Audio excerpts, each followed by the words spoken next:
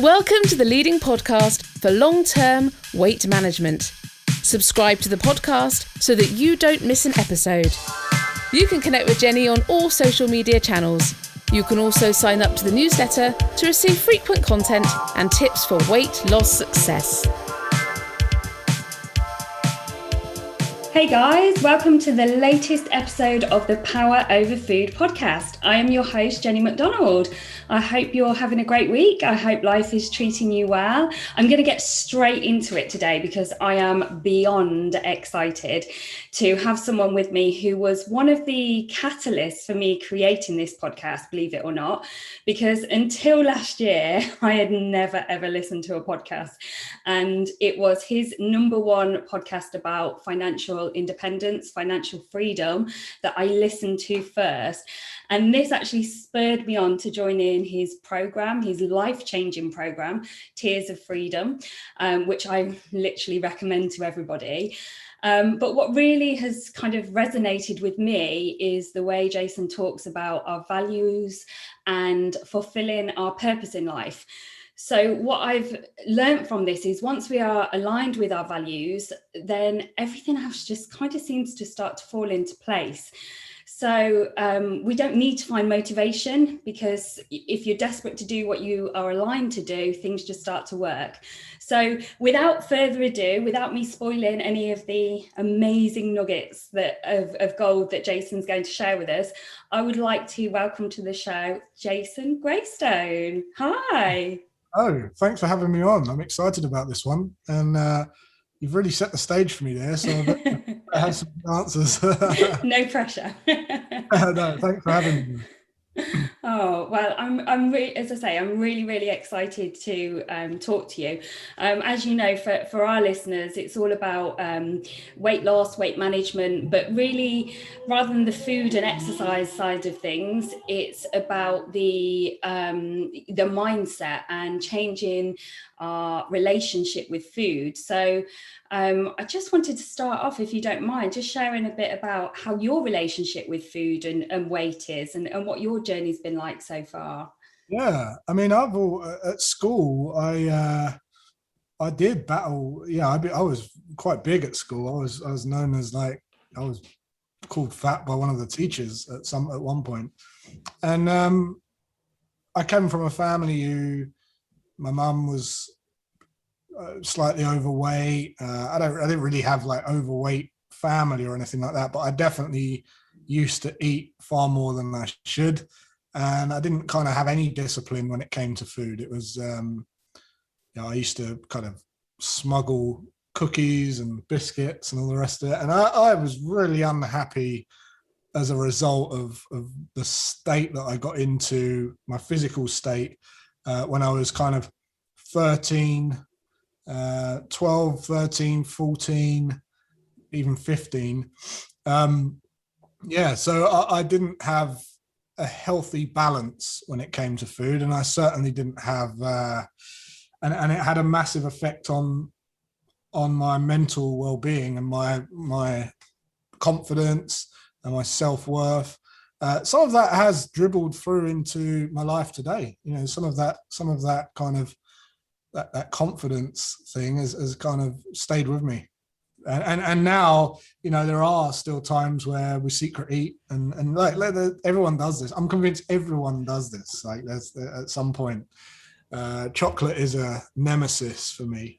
And sometimes the secret eating will be kind of telling the kids, you know, you have to be healthy, and then nicking one of the chocolate bars. But we try to make a conscious effort to have healthy foods in, and have a regular exercise routine.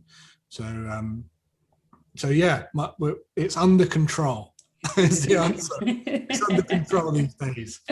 Yeah, it's not been, I haven't been one of these kind of genetically, I don't want to say gifted, because there's pros and cons of everything, but, you know, have a metabolism where you can just kind of stuff your face with what you like and never gain weight. I'm not one of those. I have to be very careful. And I know that you're really into fitness and you're kind of exercising pretty much every day. What drives you to do that? And do you ever feel like not doing it? Yeah, Do I ever feel like not doing it? Every single time. And that's the truth. Every time I go for a run, the first part of the run is talking myself out of why I should do it tomorrow instead, or, and then that's never gone away. There's been certain times when I've done like big charity events and things like that, and charity runs and cycling to Amsterdam and all that kind of stuff. And that's easier because you've got a bigger cause. And when you've got a bigger cause beyond yourself, things are just easier. And so there's that. But what happened is at school, I went to this really disciplined sports school. It was like a rugby school, and we were forced to play rugby and roll around in the mud. And they were kind of really old school, kind of crack the whip style games teachers. And I hated it. I really hated it. As soon as we left school, the period between leaving school and then revising for our GCSEs, which was kind of like a stand down, as soon as I wasn't being told what to do, I decided to go and run. And I just kept running. And every day I became obsessed with like running 3 miles every day. And by the time I went back to do my exams, there was already people that just didn't recognize me because I would, I'd shred some weight and I'd cut my hair and all the rest of it. And I remember thinking, I feel so much better. I feel so much more energetic and vibrant. And I just kept it up from then. I started doing weights and I started cycling and going to running. And I really just kept it up from that. And then kind of went into the opposite, where you have an unhealthy balance of too much.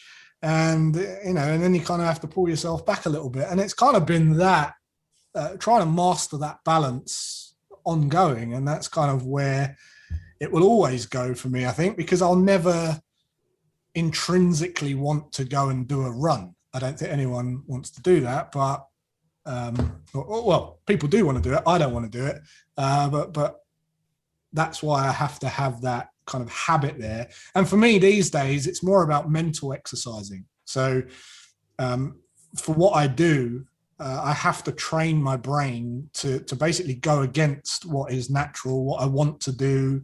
Mental exercise is like going for a 10K run in the snow. I don't like doing that, but I know that if I do it, if I don't do it, I kind of say, if I don't do it, then that's how I'm going to approach everything. I'm just going to hit a wall. So I try and beat myself, and I play these games. There was a few years back, we moved into a house with a pool, and it was freezing cold pool. And I used to jump in there in the morning, first thing when I woke up, jump back out, dry myself off, and then start my trading. And I only did it because it was horrible. It was the worst thing that I could possibly do. So I just done it. And it's kind of this exercising of discipline and being uncomfortable and getting that big thing out the way that you don't want to do, first of all. And it's really helped, it's really helped mold me into someone who just takes challenge with a swing and a throw. It's not it's definitely helped me. Yeah.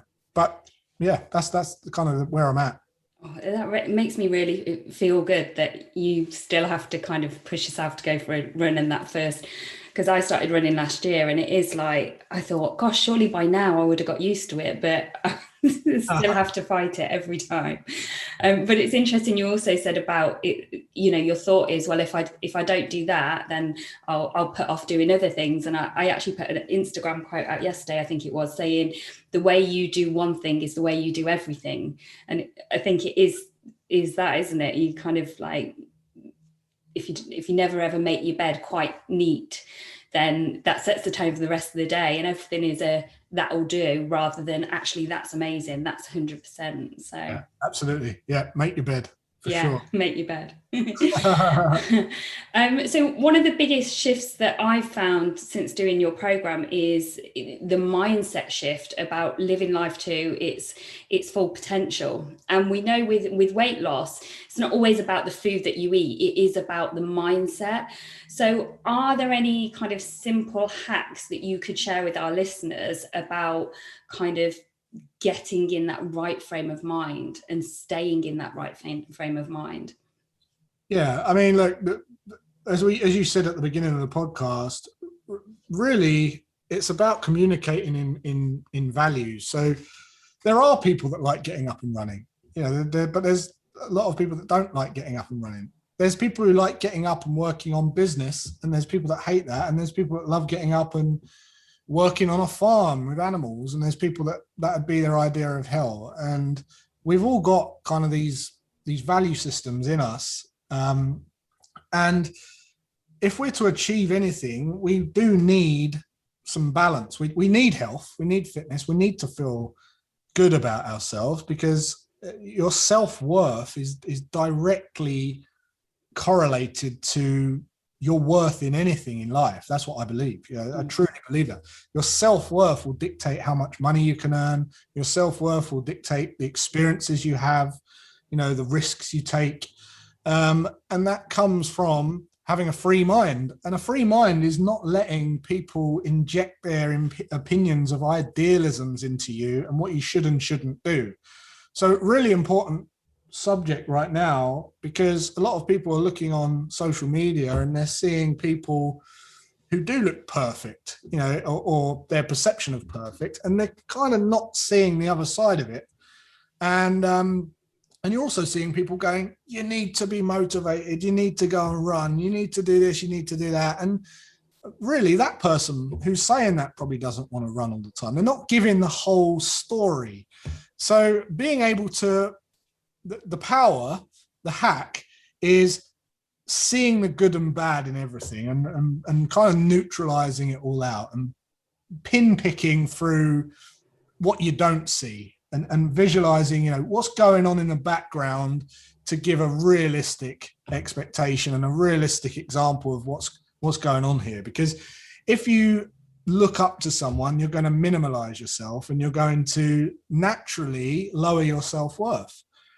If you can see that actually you've got strengths in an area that they haven't got those strengths, you can start to bring them down a peg or two, and you can start feeling your self-worth raises. So there's that. So it's being able to kind of synthesize, see both sides in everything. I think the more you're drawn or take a stance on something, you'll limit your potential, because you've a great example is like traits, right? So when you're judging people and you're going, oh yeah, they're selfish, or they're money driven, or they're arrogant, or whatever it might be, everyone's got all of those traits. So if you're going to be successful in anything, you have to at some point bring one of those traits to the surface that you've now said is a bad thing. So in front of everyone, you've gone, oh, that person's such a dick because they always do this. Well, now you can't do the thing you want to do, because in order to get there, you need to bring that trait out of you, because you have to embrace all the traits at some point. You have to be an arsehole at some point. You have to be selfish at some point. You have to be, you have to do all of that stuff. You have to be everything. So the more you can kind of just embrace that, the more you can accept that you're going to go through lulls and ebbs and flows, and and you just kind of don't get distracted by all of the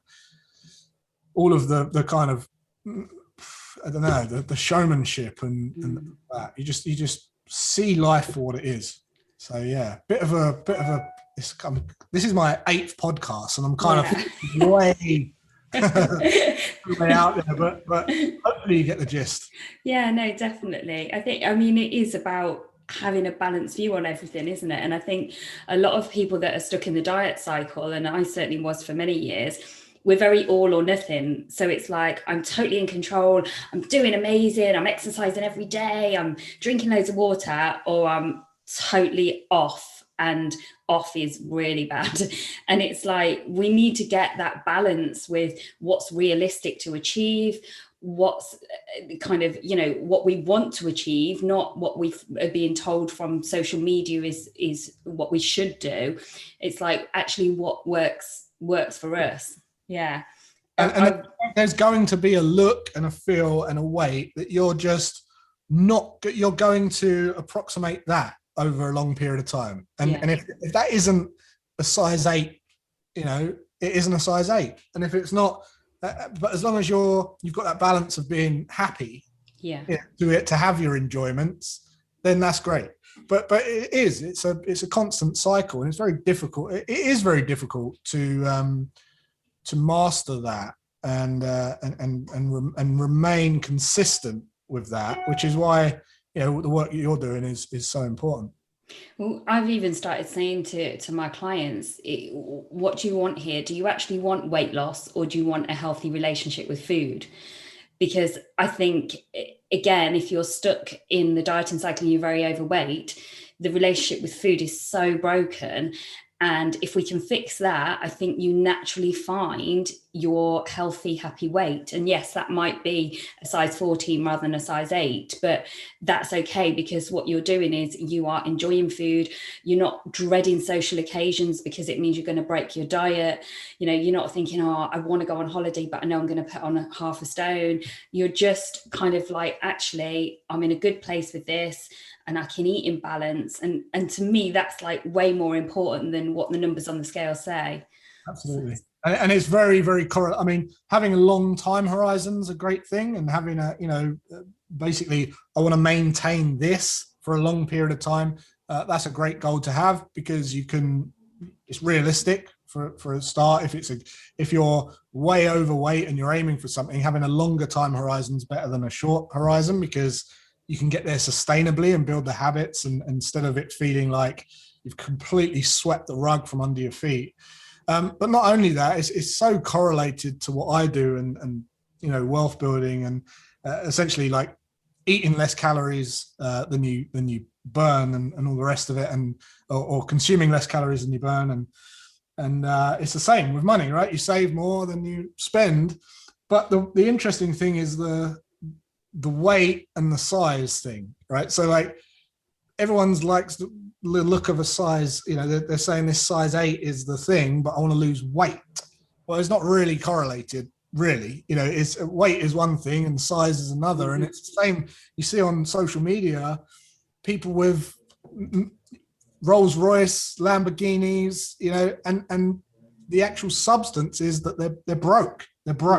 They are skin, because not one is correlated to the other. So although you look a certain way, doesn't mean that you are a certain way and that you're happy. And when we went into lockdown last year, many people on furlough, happiest they've been in their lives, because for the first time they're able to choose what they do. They've got passive income. They sell all their stuff because they don't need it. They don't need to show off to anyone. And for the first time, they're really, really happy, even though they're earning less than they were on their hamster wheel job, really stressed. Yeah. So that's another thing with the perception, just looking behind getting the bigger picture, and really not caring about other people. Don't care what other people's motivations are. Just focus on you and what makes you happy. Yeah, definitely. Like you say, the scales don't really tell the true story, do they? They're just a number in a box, as I call them. I mean, if it was the scales, like, I've been obese since I was a kid, because I've just got broad shoulders, big, I'm muscly, and that weighs a lot. So I'm clinically obese all the time, just because of what I weigh, even though if I've got 14% fat or what. So it's not really something that I gauge on. I go on a feeling and how good I feel about myself. Yeah, no, definitely. And that's what I say to my clients, because they'll come in and they're like, I've had a really good week. I feel really like I've made good decisions around food. And then the scales don't go down, and it's like their mind's blown. And it's like, hang on a minute, let's just go back 5 minutes before you stepped on that scale. Like, you are having a great time with food and you are feeling like you're making good choices. Surely that is worth more than what that number says.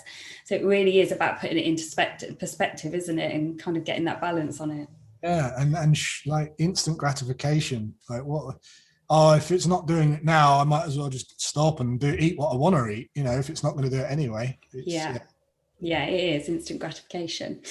So I know something else you talk a lot about is your purpose and the values. And if you're not achieving something, then it's not high enough on your values. So kind of, if I was, I'm trying to put myself back in my shoes when I was really, really overweight, and I would have said, well, it is high on my values. It's high on my values. I want to be slim. But clearly at that point in time, it wasn't high enough for me to kind of be motivated to change it. So is there any kind of insights on where, and I remember on one of your training videos that you used the example of somebody that's values is kind of watching TV to somebody's values who, you know, is to go out for a walk or whatever. So yeah, is there anything you can share on that, an example to help people understand that? Yeah, so like the values do shift, so you can change your values, and a great example of weight loss is if you just valued going out and eating and drinking and maybe smoking, and you're kind of unhealthy, and you're doing that because you think that at the time that's the best thing for you, and although you might tell people you don't think it is, you wouldn't be doing it. You'd be doing something else if you didn't think it was.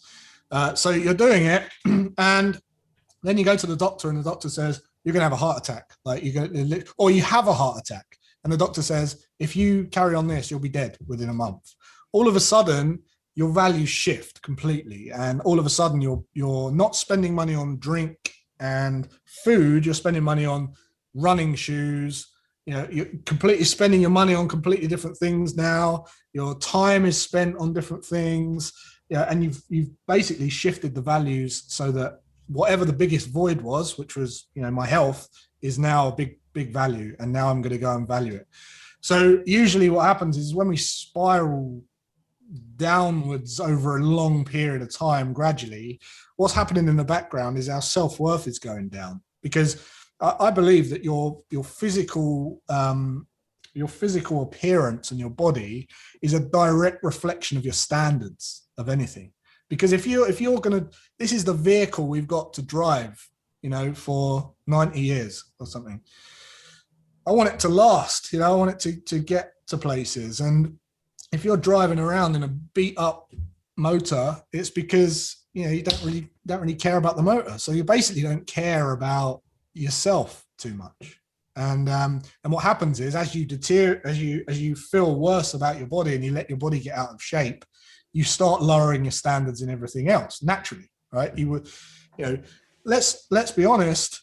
It's going to be easier for someone who's vibrant and fit and healthy to attract a member of the opposite sex as it is someone who's really overweight and, you know, just appalled at themselves. You know, they're not going to have the same energy. They're not going to have the same aura, right? So that is true. That's the truth. And everyone wants someone who can potentially live longer, because that's just, we can't remove that. That's evolutional. You know, that's we're going for survival. We want someone who's fit and going to stand the test of time. That's naturally what we want. So over a long period of time, we can develop lower self-worth, and then we kind of spiral out of control. And I think that is caused by not doing what you want to do, not focusing on what you want to do. So you escape and you try and find comfort from other means, and that is locked away in your room, eating too much, trying to escape, just giving yourself a feeling. So obviously food's a very emotive topic, just like it is with money.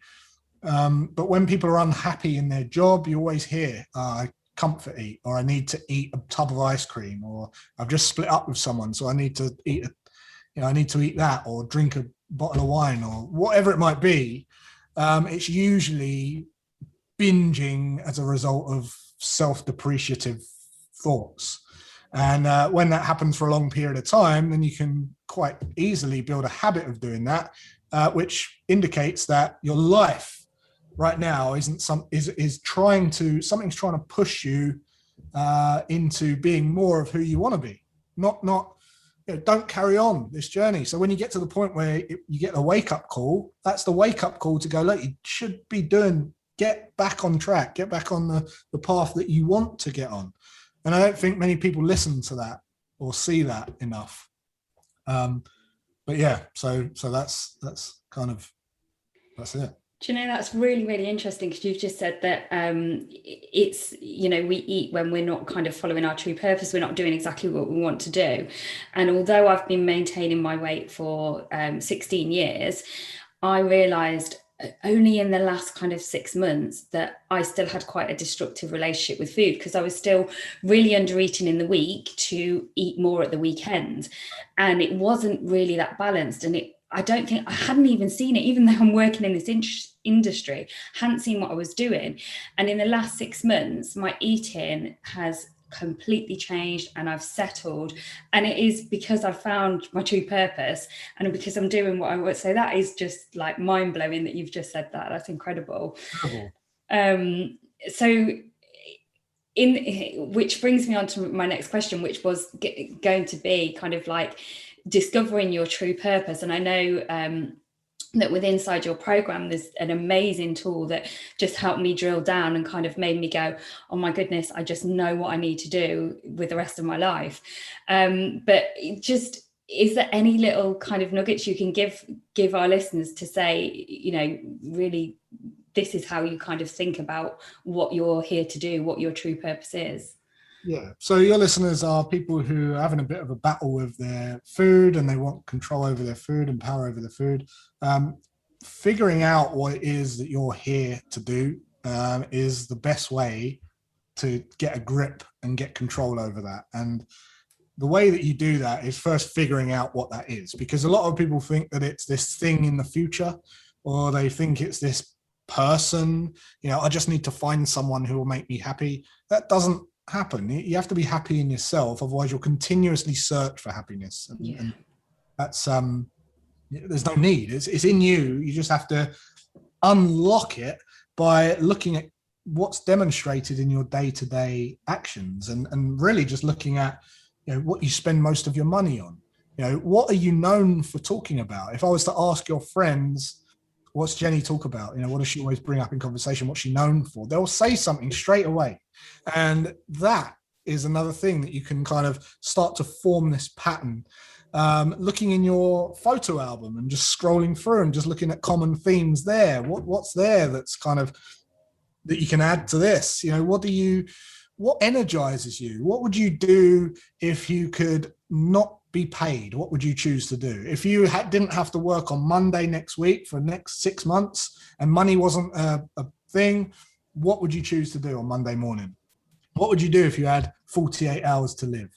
You know, so when you start asking these questions and then combine that with, what did I think that I was missing as a kid? You know, what do I perceive to be missing when I was a child? You know, was that intellect? Because funnily enough, I felt stupid at school, and now I'm a teacher.